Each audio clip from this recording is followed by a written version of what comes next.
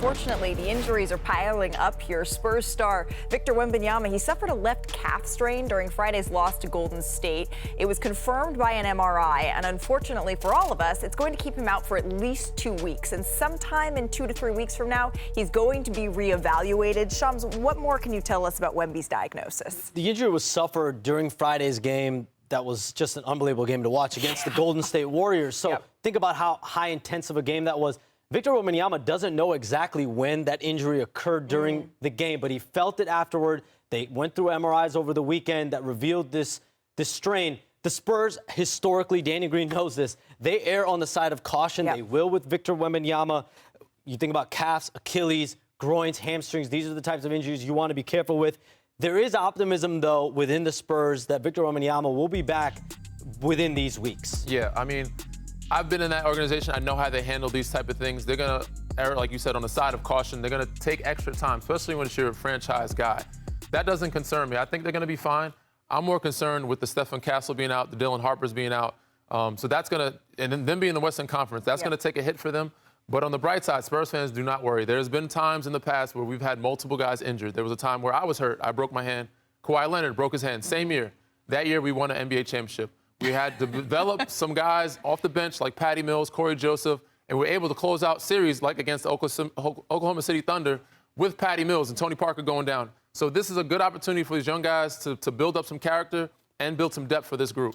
I do have a small concern for long term, right? Because history tells us what guys that are 7'4", 7'5", 7'6", how long is their careers have been, right? Like, they don't have those 15, 16-year careers. It'd be more like 8 or 9. Yeah. So when you think about a guy that's 7'7", and yes, he's something that we've never seen before, but again, he's still 7'7". So, you know, anytime he gets injured, it definitely is in the back of my mind and everybody else's mind because of his body frame and his size and his height. And also, we've talked about the Western Conference. You're having so little room for error here. And the San Antonio Spurs, they got off to such a hot start that they built themselves a little bit of a cushion here. But their next couple of games are going to be facing a lot of Western Conference foes. And, Perk, what do they do? What do teams do more against this Spurs team when Wemby's off the floor? They attack the rim. And so watching teams like I mean, Nikola Jokic isn't exactly a rim wrecker, but those sorts of teams, Aaron Gordon is, those sorts of teams coming up, like that's something I'm going to keep an eye on how that changes without Victor on the floor and if they can keep taking advantage of the padding that they built here in a tough Western Conference. We're following a developing story out of Milwaukee. Giannis Antetokounmpo, he scored 14 points, he had 5 rebounds and 4 assists before leaving Monday's loss to Cleveland in the second quarter with a left groin strain. Now, after the game, Doc Rivers, he said that Giannis is scheduled to undergo an MRI today. So, Shams, what more can you tell us about Giannis's injury? Malika, Giannis Antetokounmpo has undergone an MRI exam for that left groin injury. They're still waiting on the results, the final prognosis of exactly how long Giannis will be out. But anytime you're dealing with groin, especially groin strains, it's going to be measured not just in a day or two, but several days, possibly even weeks. And that's kind of what the Bucks are bracing for right now. This is the only player in the NBA that's averaged 30 points and 10 rebounds per game this season. We know the burden that he's on a nightly basis to carry and lift this Bucks team that's lost its last 2 games. Yeah, we haven't really seen him have a history of groin injuries here, Danny, but you've dealt with one? I have experienced one of these, Perk. I don't know if you've ever been through one of these situations, but it's very tricky. And it can go into the abdomen, but for me, back then, I was worried about. I didn't have abs, but for me, it was like, you know, we get back to play. So it was an injury that I had, small strain. We monitored it, but I've kind of rushed back, and I got back in 2 or 3 weeks. I probably should take an extra week off to take that time. But because back then you're scared of guys taking your minutes, you wanted to help hoop. I think Kawhi was out during that time, and eventually toward the end of the season, it turned into a small tear, which some people call osteitis pubis. Now, from doing 2 or 3 weeks to now 2 or 3 months, I had to take the whole summer off of rehabbing. So you got to be very careful because this is a very tricky situation. And at that point, it was a turning point for Danny Green. I know I didn't have a lot of athleticism, But the little that I had, it changed. I was a shot blocker. You know, I could block some shots. At that point, I stopped chasing down shots.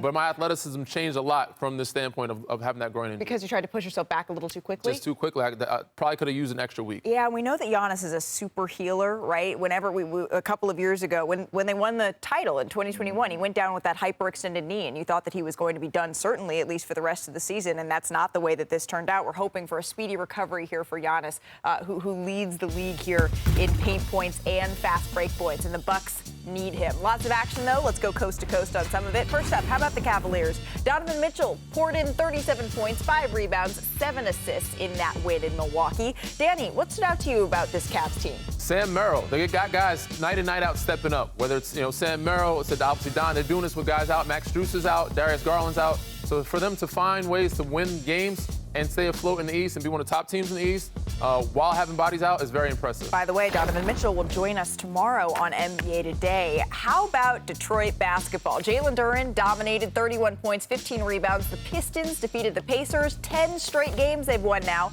And Perk, it's Duren's 22nd birthday. And it's Mr. Nasty time, because that's what he said. That's what they said post game. They the nasty boys, and they're physical. They're a legit threat.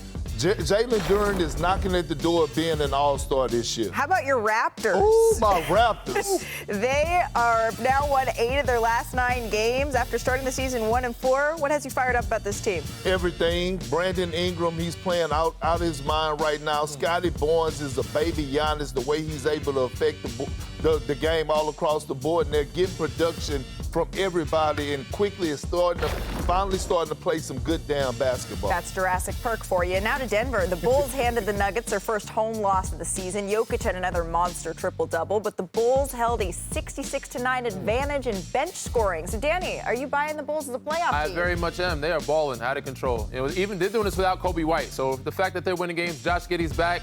Took a couple games off, but they're balling. Vucevic in the best shape of his life, knocking down big shots at the end of games. Doesn't help, but doesn't hurt that they're in the East, rather. All right, then there's the champs. SGA, Chet Holmgren led the Thunder to a cool 126-109 win over the reeling Pelicans. OKC is now the 8th defending champion to start a season at 14-1 or better. And the Thunder are on a tear, right? Look at this, their bid to repeat. They're playing at an even better pace than last season. Oklahoma City has the 4th best point differential through 15 games in a season. The only teams better, the 97 Bulls, the 72 Bucks, and the 69 New York Knicks. And they've done this with Shai Gilgeous-Alexander only having played in 6 of the team's 15 fourth quarters this season. We haven't even seen J-Dub yet. Perk, do you think that this Thunder team is better than last year's? They're going to repeat. They're going to repeat.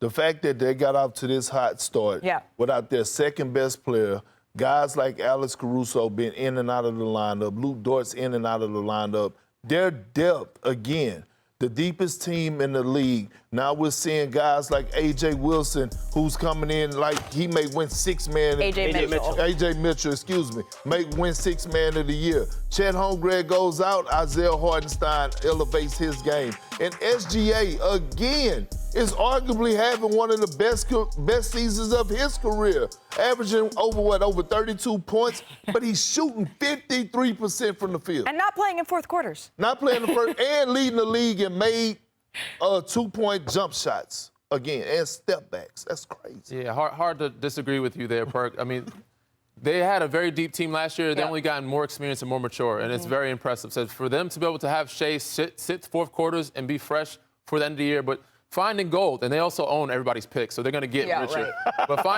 finding gold like A.J. Mitchell, a guy you said a 2-way player for a 3-year deal, he, for me, is one of the most improved players in this league. He's been great for them. They've been able to rest Aaron Wiggins. They've been able to rest Lou Dort.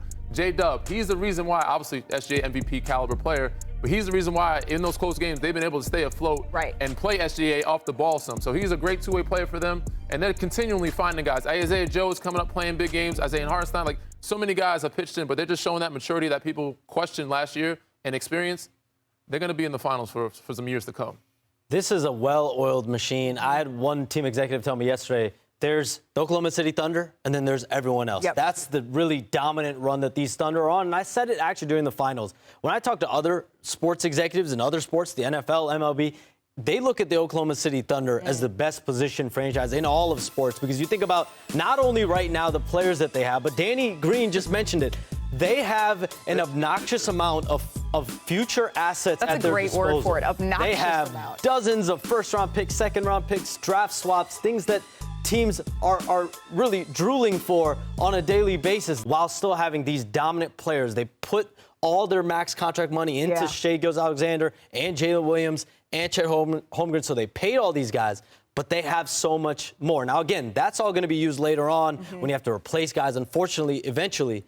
But right now, what they're doing is insane. And the scary part about it is the motto, the MO in their organization is we got to continue to get better. And that includes Sam Presti. And you know that better than anyone. I do. Oh, well, actually, the motto also was you got to finish your breakfast, and Perk also is familiar. That's I wanna try to boast at what I look like. Keep them down, try to wear, I pull up long range.